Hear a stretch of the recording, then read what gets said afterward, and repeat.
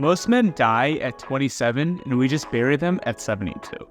When I first heard this quote by Mark Twain, I didn't think much of it at the time, but as I've gotten older and older, honestly, it's been something that's kind of started to haunt me a little bit. As time passes, the idea of living a monotonous life where I just don't achieve every single one of my dreams seems like something that I just can't live with.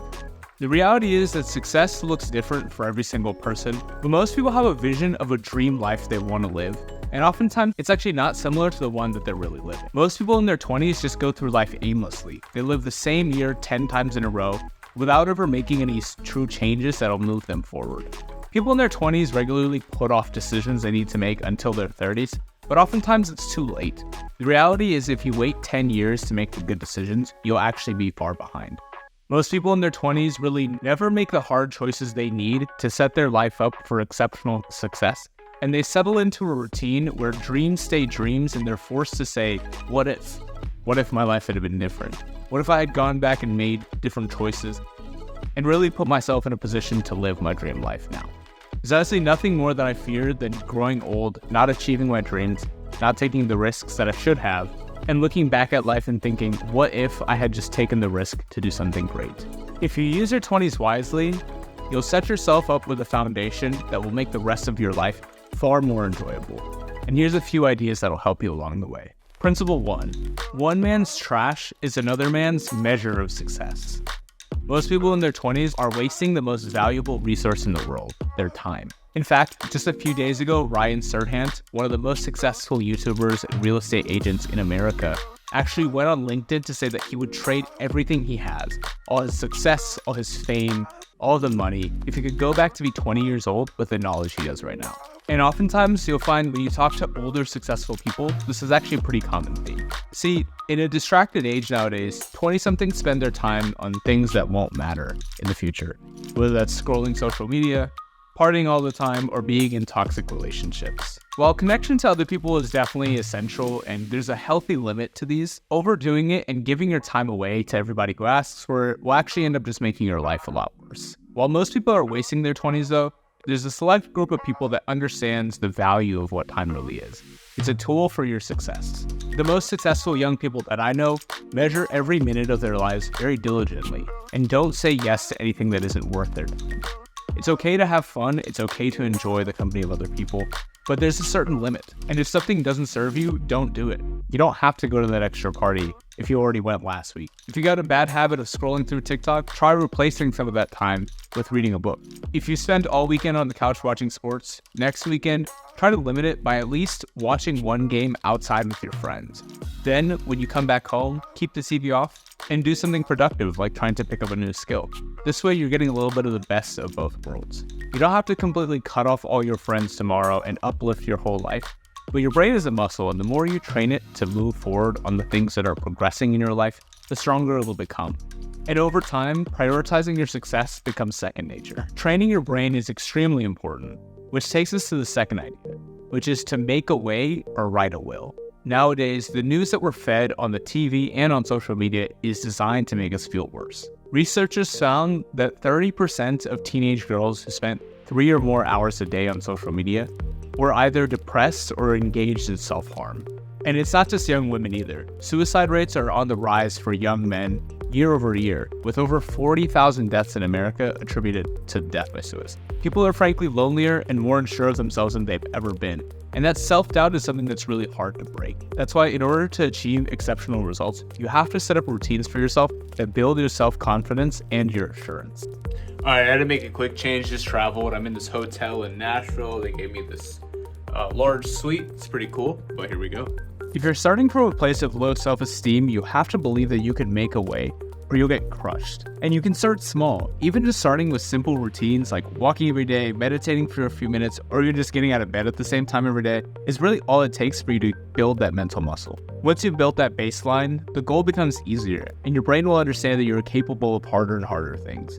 Then you start moving up slowly to things like a gym routine or picking up 30 minutes of skill studying a day. And that way, over time, You move forward in a direction where you develop a routine of things that used to be hard to you and are simply not as hard anymore. What this does is it builds an ironclad self-will for yourself, and you understand that you can do a lot of things that other people simply can't, just based off of your own self-discipline. When you're faced with a challenging circumstance in work or in school, you know that you can push past that, and you're able to find a way to make it work. And if there isn't a way, you'll make one. Principle 3, living vicariously is not living. Honestly, the negative effects of social media don't stop there. Movies and TV are all about getting you to visualize yourself as the character, living in their shoes for a little bit.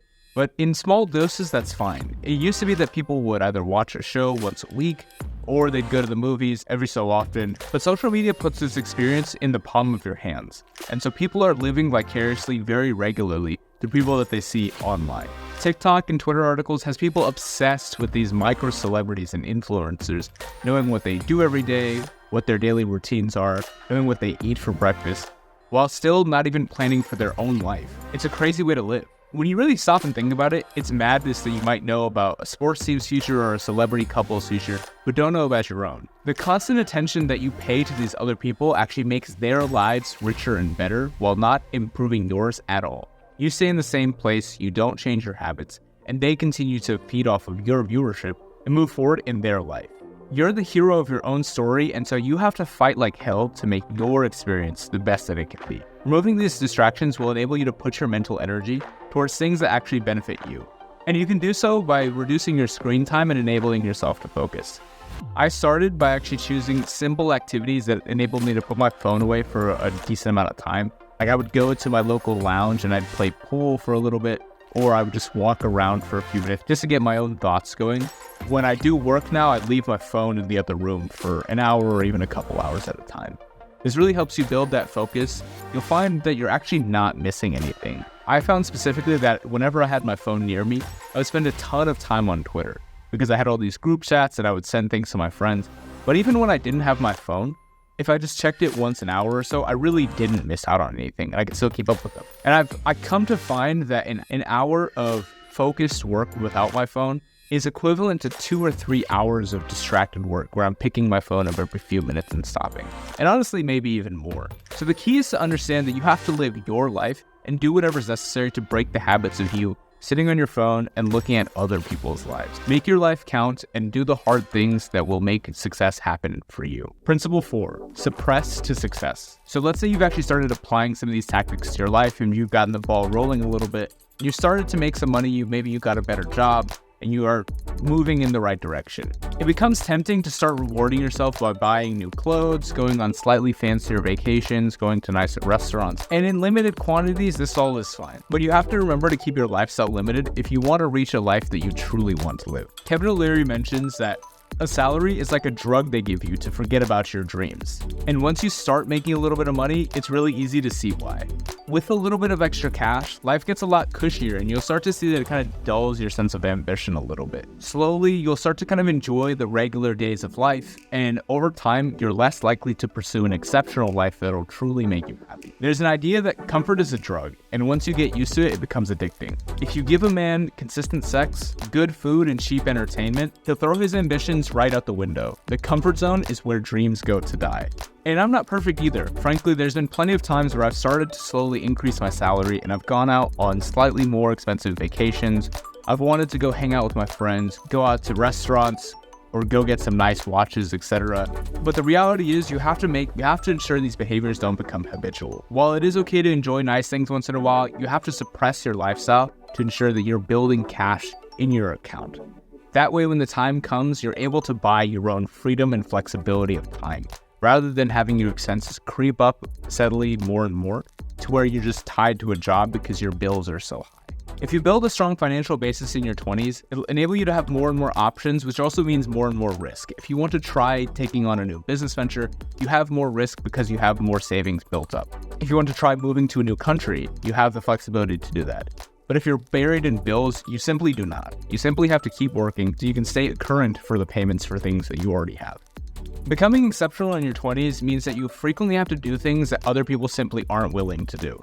It's not even about the things that you really do and say yes to. It's oftentimes about what you say no to that's more important. It'll be tempting to just go with the flow through life, not think about the hard choices you have to make in your 20s, and just wake up and follow the masses and do what your friends do. But if you want to live a life where you truly achieve the dreams you have, you'll have to remember to protect your time and your money like they're worth everything.